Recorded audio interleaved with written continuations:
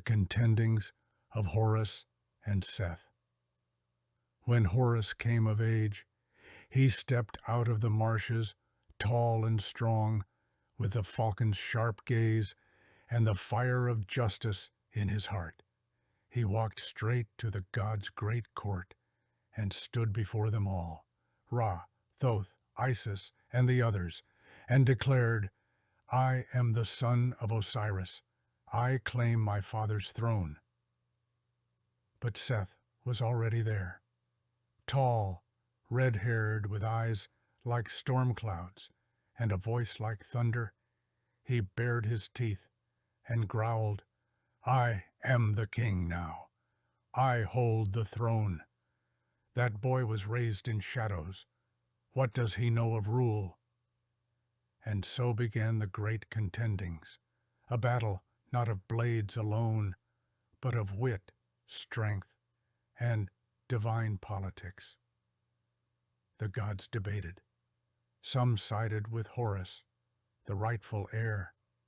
Others feared Seth, the god of chaos and power.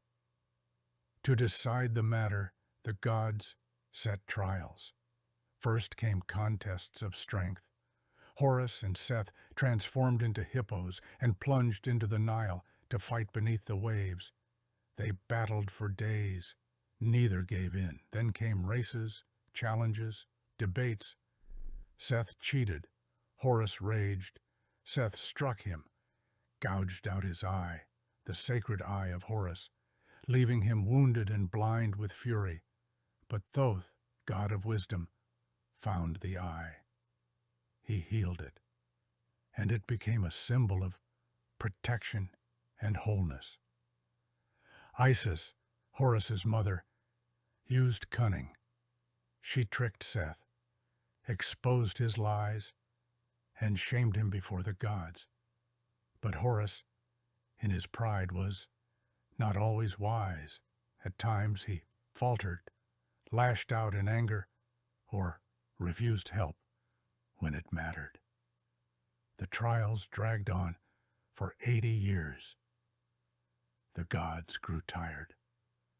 The people below suffered under chaos.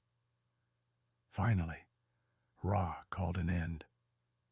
He looked to Horus, battered but unbroken, just like his father. And he saw not a boy, but a king. So the gods crowned Horus as rightful ruler of Egypt. He climbed the throne his father once held, with the eye restored, the land rejoicing, and the balance returned. Seth, furious and defeated, was cast out into the desert, the dry, empty land he would come to rule, and thus ended the long struggle. Order had triumphed over chaos. The son had avenged the father, and Egypt had its king once more.